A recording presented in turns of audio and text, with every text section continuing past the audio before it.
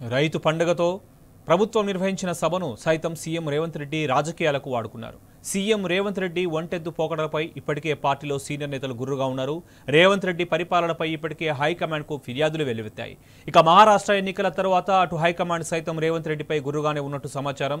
తెలంగాణలో పరిపాలనా వైఫల్యం మహారాష్ట్ర ఎన్నికలను ప్రభావితం చేశాయి.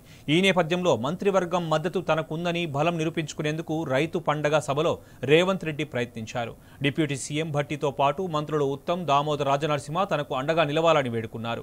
మహారాష్ట్ర ఎన్నికల ఫలితాల తర్వాత రేవంత్ రెడ్డి స్వరం మారినట్లు క్లియర్గా తెలుస్తోంది. గతంలో వరంగల్ విజయోత్సవ సభలో ఎంతో మందిని తొక్కుకుంటూ ఇక్కడికి వచ్చానని అహంకారపూరిత వ్యాఖ్యలు చేశారు. కానీ తాజాగా జరిగిన రైతు పండగ సభలో రేవంత్ రెడ్డి అభివృద్ధికి సహకరించాలని మంత్రులను వేడుకోవడం ఆసక్తి కలిగిస్తోంది.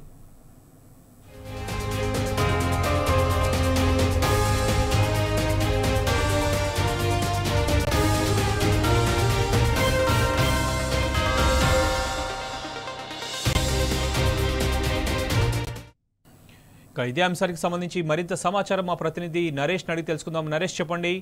రైతులకు అనేక హామీలు గుప్పించి విఫలమైన సర్కార్, కాంగ్రెస్ సర్కార్ ఇవాళ రైతు పండగ పేరుతో మరోసారి కూడా రైతులను మోసేందుకు ప్రయత్నం చేస్తున్నట్లు వార్తలు వినిపిస్తున్నాయి. మీ దగ్గర ఉన్న తాజా సమాచారం ఏంటి?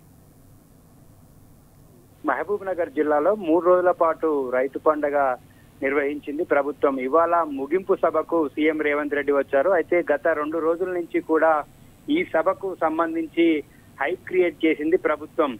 సీఎం రేవంత్ రెడ్డి వచ్చి రైతులకు ప్రకటన చేస్తారు, రైతులకు రైతు భరోసా కావచ్చు, రుణమాఫీ వంటి అంశాలపై ప్రకటన చేస్తారు అంటూ 2 రోజులుగా వ్యవసాయ శాఖ మంత్రి తుమ్మల నాగేశ్వరరావు అక్కడికి వచ్చినటువంటి మిగతా మంత్రులు రైతులకు చెప్పారు. అయితే ఇవాళ సీఎం ప్రసంగం తర్వాత రైతులంతా కూడా తీవ్ర నిరాశలో ఉన్నారు. అటువంటి ప్రకటనలు ఏమీ చేయలేదు. కేవలం ఎక్స్ వేదికగా మీడియా ప్రకటనలకు మాత్రమే ఆ అంశాలన్నీ కూడా పరిమితమయ్యాయి. ఇప్పటికే వానాకాలం సీజన్ కి సంబంధించి రైతు భరోసా ఎగ్గొట్టినటువంటి కాంగ్రెస్ ప్రభుత్వం తాజాగా యాసంగి సీజన్ కూడా ఇచ్చేటటువంటి అవకాశం లేనట్లుగా కనిపిస్తుంది.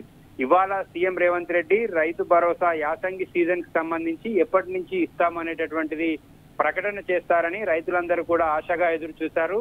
ఈ నేపథ్యంలోనే రాష్ట్రం నలుమూల నుంచి కావచ్చు, ఉమ్మడి పాలమూరు జిల్లా నుంచి కావచ్చు, గత 2 రోజులుగా రైతు పండగకి రైతులను తరలిస్తూ ఉన్నారు. ఇవాళ ఉమ్మడి పాలమూరు జిల్లా వ్యాప్తంగా కూడా పెద్ద ఎత్తున బస్సులను ఏర్పాటు చేసి రైతులకు సీఎం ప్రకటన చేస్తారనేటటువంటి హామీతోటి ఇవాళ పెద్ద ఎత్తున ఉమ్మడి జిల్లా వ్యాప్తంగా రైతులను మహబూబ్ నగర్ రైతు పండగకు తరలించారు. అయితే సీఎం రేవంత్ మాత్రం అటువంటి ప్రకటన ఏది చేయలేదు. ఇప్పటికే కేవలం 35-40% మాత్రమే రుణమాఫీ చేసినటువంటి ప్రభుత్వం ఇవాళ మరో 2,748 కోట్ల రూపాయల రుణమాఫీకి సంబంధించినటువంటి చెక్కును మాత్రమే ఇవాళ సీఎం రేవంత్ రెడ్డి అందించారు. అంతకు మించి ఇవాళ జరిగినటువంటి కార్యక్రమంలో ఎటువంటి ప్రకటన లేదు. రైతులకు ఉన్నట్టు ఇచ్చినటువంటి హామీలకు సంబంధించి కూడా ఎటువంటి ప్రకటన సీఎం చేయలేదు. వరాల జల్లు కురిపిస్తారన్నట్టుగా 6 గ్యారెంటీలకు సంబంధించి కూడా వరాల జల్లు కురిపిస్తారన్నట్టుగా గత 2 రోజులుగా కూడా ప్రభుత్వము ఇక్కడ ఉన్నటువంటి మంత్రుల విస్తృతంగా ప్రచారం కల్పించారు. ఇవాళ సీఎం రేవంత్ ప్రసంగం చూస్తే ఎక్కడా కూడా అటువంటి ప్రకటన లేదు. 6 గ్యారెంటీలకు సంబంధించి కూడా ఎటువంటి హామీ లేదు. కేవలం రుణమాఫీకి సంబంధించి కొంతమందికి కేవలం 2,748 కోట్ల రూపాయలు మాత్రమే ఇవాళ చెక్ అందించారు.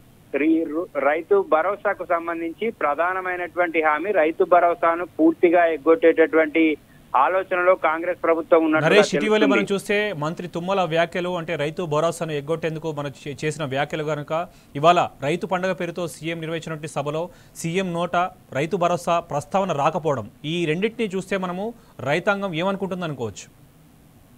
నిన్న మధ్యాహ్నం 3:30 ప్రాంతంలో వ్యవసాయ శాఖ మంత్రి తుమ్మల నాగేశ్వరరావు రైతులకు బోనస్ వస్తుంది, బోనస్ ద్వారా 12 నుంచి 15,000 రూపాయలు ఒక్కో రైతుకి వస్తుంది, రైతు భరోసా కంటే ఇదే బాగుంది అని రైతులు తనకు చెప్తున్నారంటూ రైతుల అభిప్రాయంగా ఆయన చెప్పారు.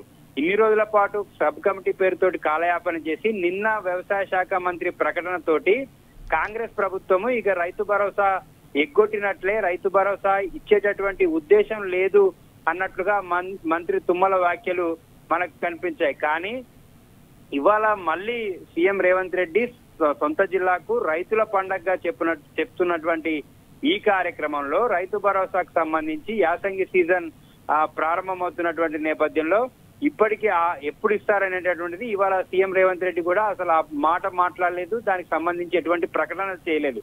ఈ ఇద్దరు వ్యాఖ్యలు చూస్తే రైతు భరోసాకు దాదాపుగా కాంగ్రెస్ పార్టీ ఎగ్గొట్టేటటువంటి ఆలోచనలోనే ఉన్నట్లుగా వారి వ్యాఖ్యలను బట్టి అర్థమవుతుంది. ఈ అంశానికి సంబంధించి రైతులంతా కూడా అసలు ఈ విషయం మీదనే భారీగా ఆశలు పెట్టుకున్నారు.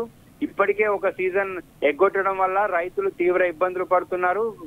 రైతు బంధు రాకపోవడం కావచ్చు, దాని తర్వాత పండినటువంటి వడ్లను కొనకపోవడం కావచ్చు, ఇటువంటి సమస్యలతో రైతు సతమతమవుతున్నటువంటి నేపథ్యంలో కాంగ్రెస్ పార్టీ ఆనాడు 10,000 రూపాయలు ఇస్తున్నటువంటి రైతు బంధును 15,000 రూపాయలు చేస్తామని హామీ ఇచ్చి దాదాపుగా ఏడాది కావస్తున్నా కూడా ఇప్పటికే ఒక సీజన్ కి ఎగ్గొట్టి రెండో సీజన్ కూడా ఇచ్చేటటువంటి ఆలోచన కాంగ్రెస్ ప్రభుత్వానికి లేనట్లుగా తెలుస్తుంది. దీనిపై రైతాంగం అంతా కూడా తీవ్ర ఆగ్రహాన్ని వ్యక్తం చేస్తున్నారు.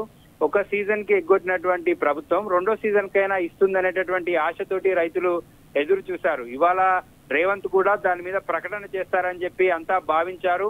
ఆ విధంగానే ప్రభుత్వం రైతు పండుగని చేస్తుంది, రైతు భరోసా ప్రకటన వస్తుంది అని చెప్పి ఇటు అధికారులు కావచ్చు, ఇటు వ్యవసాయ శాఖ మంత్రి కావచ్చు 2 రోజుల నుంచి కూడా చెప్తూ వస్తున్నారు.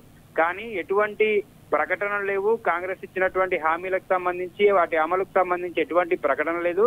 ప్రధానమైనటువంటి రైతులు దాదాపుగా 60 లక్షల మంది రైతులు యాసంగి సీజన్ కి సంబంధించి రైతు భరోసా కోసం ఎదురు చూస్తున్నారు. కానీ రేవంత్ ఎటువంటి ప్రకటన చేయకుండానే ఆ సభను ముగించారు.